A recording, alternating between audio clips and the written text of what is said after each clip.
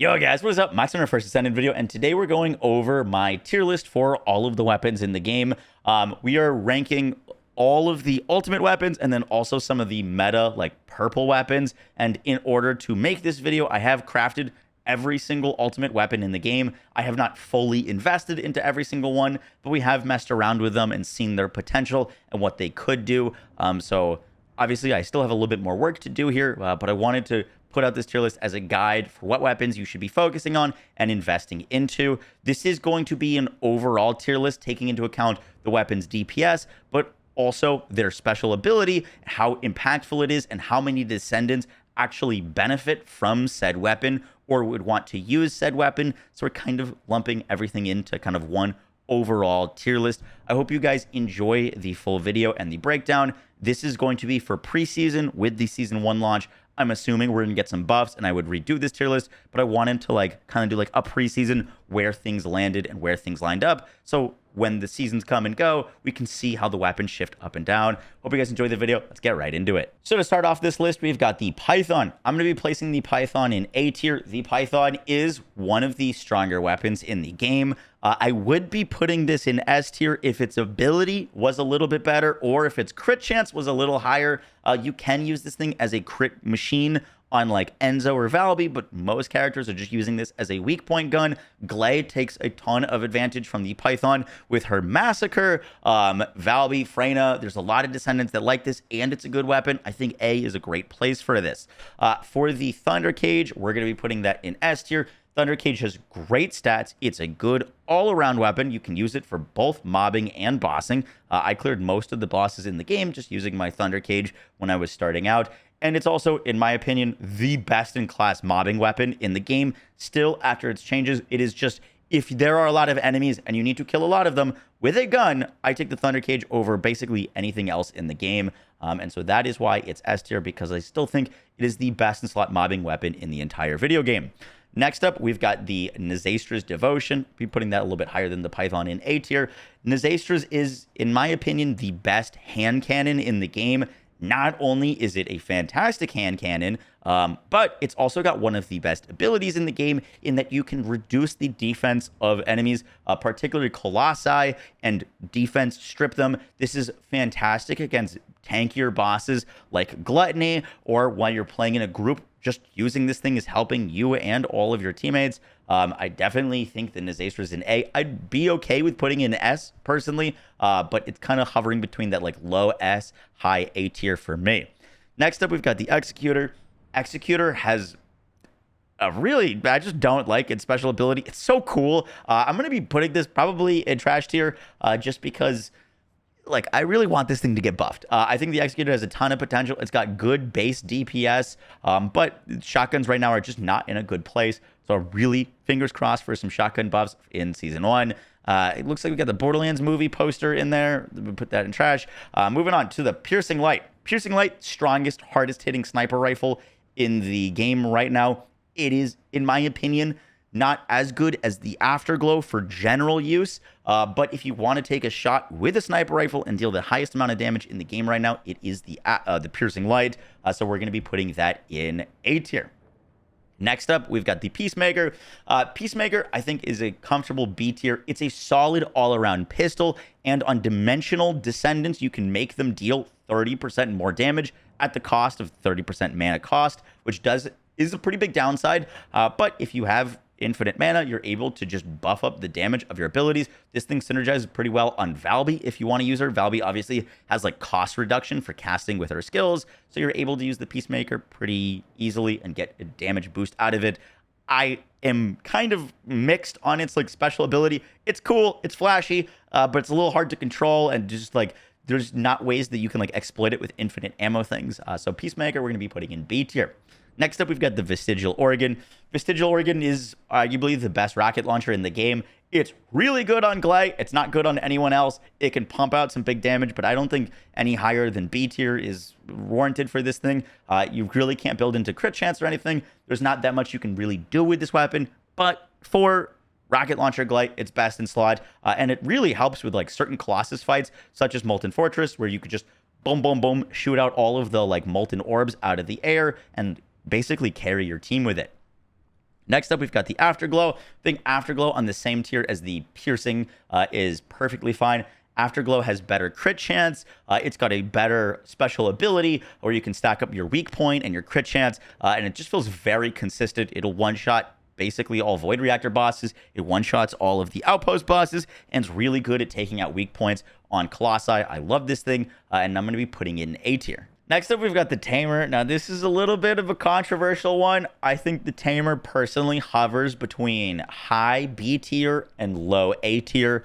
This is, when you're starting out the game, one of the best just raw DPS weapons that you could pick up. It has some pretty big downsides of slowing your movement speed, and just like in terms of getting a good powerful weapon when you're starting out, I don't think there's like much of a better option. However, when you come to late game investments, your high MR, the Enduring Legacy just beats it out in basically every way. And so I would put this thing between like high A and low B. I think maybe high, like the very, very bottom of A is a fine place for it, just because it does still hit really hard. And you can use crit on this thing with like Enzo and Valby and still melt bosses. Next up, we've got the final masterpiece. This is a very cool pistol handgun.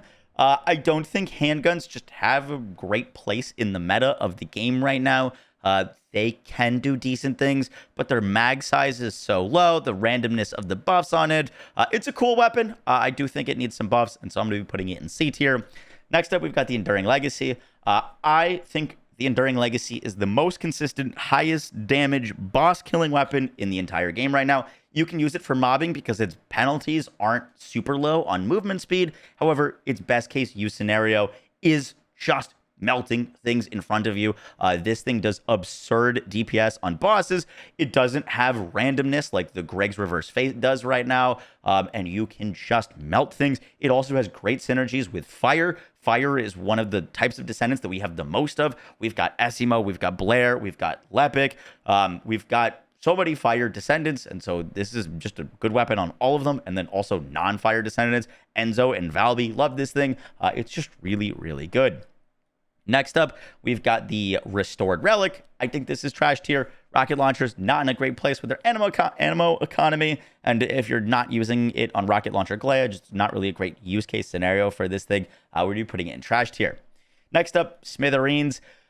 Smithereens, I prefer to the Executor because it's got a cool ability, but I also just think this thing needs to be buffed. I would be fine, personally, with putting both of these shotguns in C tier, but I'm going to put them in trash tier because, one, they're not very good, and two, they really need some love. I just really fingers crossed for some shotgun meta and shotgun builds. I really want to use like a shotgun Sharon setup, and the Smithereens is really like the thing that's so puzzling about it is you've got this like ability to get 100% crit chance and you could full build into crit damage, but its base crit damage is 10% increased crit. So like even if you are getting all of your crits to hit, you're not getting much out of those crits, and it's very frustrating how the way these weapons were designed. So hopefully we get some buffs there.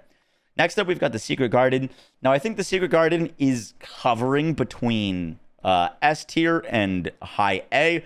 I think putting in an S is fine right now. It is one of the highest, if not the highest, crit chance weapon in the game. It's got very respectable DPS, but it's also got one of the best special abilities in the game. If this was just off of DPS, I'd be putting it in A tier, but I do think its special ability pushes it up into the S just because, one, it's incredible on Ajax. It's good on Kyle.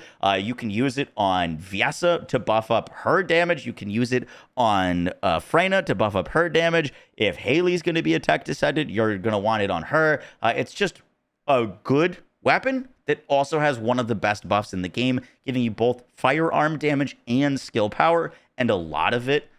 So we're going to be putting it in S.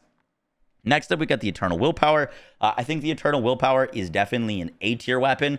I don't think I can put any purple weapons in S tier. The Eternal Willpower is hands down the highest DPS assault rifle in the game. However, doesn't come with a special ability. It's not like broken, and so just because it's a purple weapon, I'm going to be putting an S. If the Eternal Willpower came with its base stats and had a special ability, I think it would definitely be an S tier contender, but as it is right now, I'm definitely going to put it in A. Next up, we've got Greg's Reversed Fate. Greg's Reversed Fate, I would put in S tier just behind the Enduring Legacy. It is, in my opinion, the highest DPS potential weapon in the game. Obviously, there's some RNG involved in getting your, like, comments to come down, and if you're crit weak pointing with those comments to, like, get the most damage out of it. And if the Colossus is standing still so that all of those comments are hitting. But if everything is lining up, this melts bosses faster than just about anything.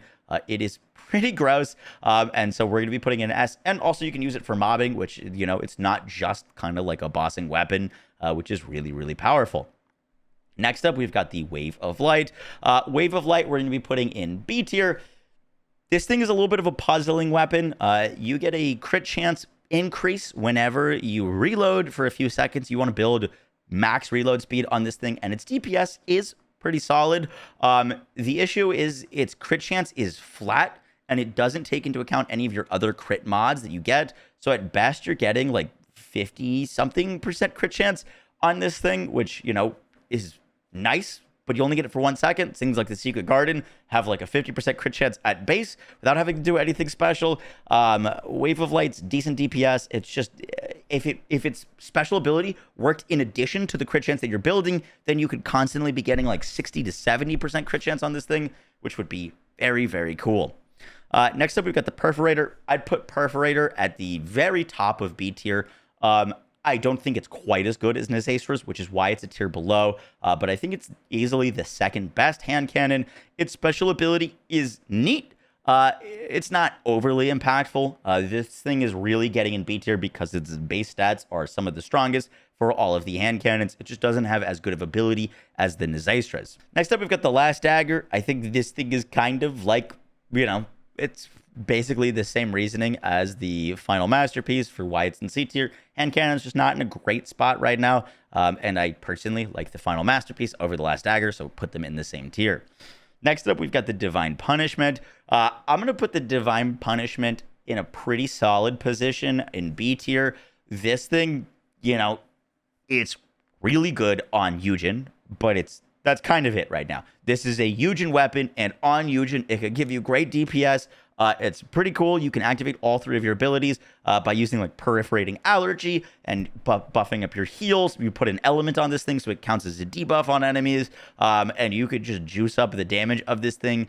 It's very cool, but I don't think I could rate it any higher than B, and the fact that it's basically only useful on one Descendant definitely hurts its rating a bit. I'll probably put it like slightly just below the Peacemaker. Next up, we got Albion Cavalry Gun. I'll put this in top of C. It's an LMG. It's got synergies with stun. There's a few characters that have stun synergies, such as like Sharon or Ajax. Its damage is decent, but its special ability is just, in my opinion, quite underwhelming, which is why it's in C. Speaking of underwhelming abilities, we've got the Fallen Hope. Now, the Fallen Hope has a similar special ability to the Thundercage.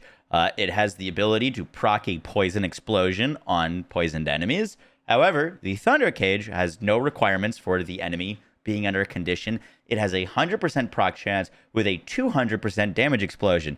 The Fallen Hope has a condition that it needs to be met with a 40% chance to explode that does 70-ish percent weapon damage. It is just, if the Thundercage was horrible and way worse to use, it's got worse stats than the Thundercage. It's got just a very, very mediocre setup, and it's only useful on Freyna.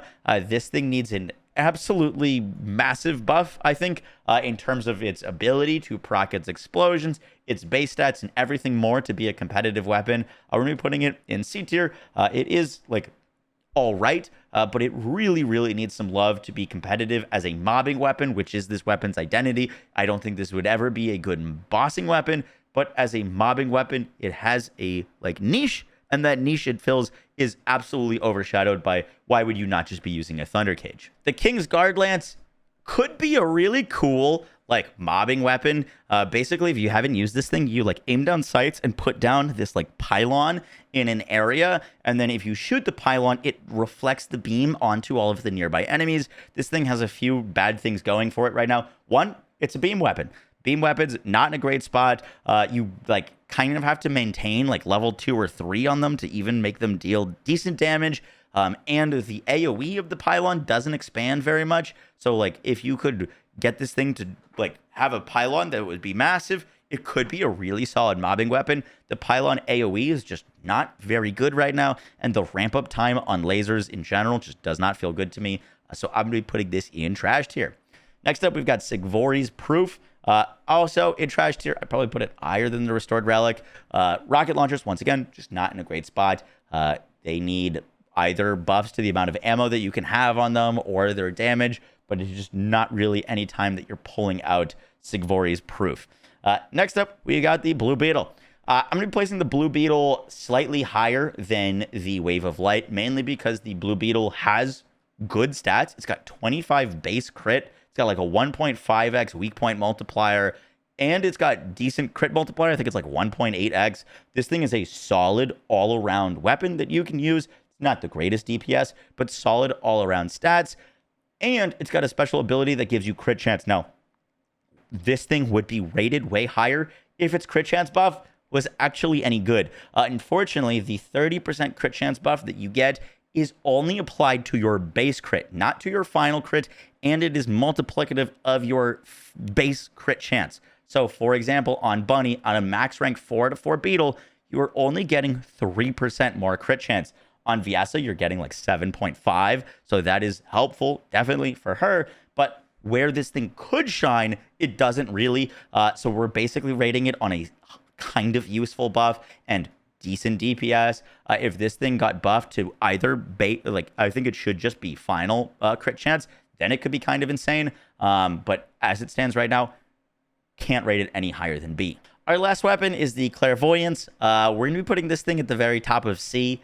If you're specifically playing with Viessa, you could argue that this is B, but it's quite literally only useful on one Descendant. It's a beam weapon. It's got all right DPS, and it's got an all right DPS increase for Viessa. If you're going to be using a weapon, I'd probably be holding, honestly, the Blue Beetle for the extra crit chance or the Secret Garden for the buff of her damage on her abilities.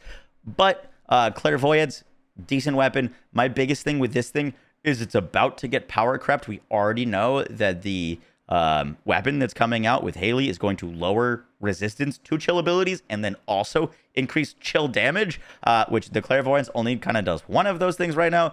So I just don't really see a great future in this thing, and I don't want to put it higher because I don't think it's worth investing into right now, especially with this new like chill weapon coming out that could very much make this weapon irrelevant. Guys, that is going to do it for the video. Obviously, these are my opinions. Your opinions may differ. That is more than fine. Let me know what you guys think of the tier list, and obviously, these things are subject to change with the new season coming out. I kind of just wanted to rate how they were so that as a new season comes out, we can see where they move. And like the next tier list video, I'll be using this base tier list and then we can like shift them up and down and see where everything lines up. But yeah, guys, that's just my opinion. Hope you enjoyed. Hope you found it educational and helpful. I will catch y'all on the next one. Take care. Peace.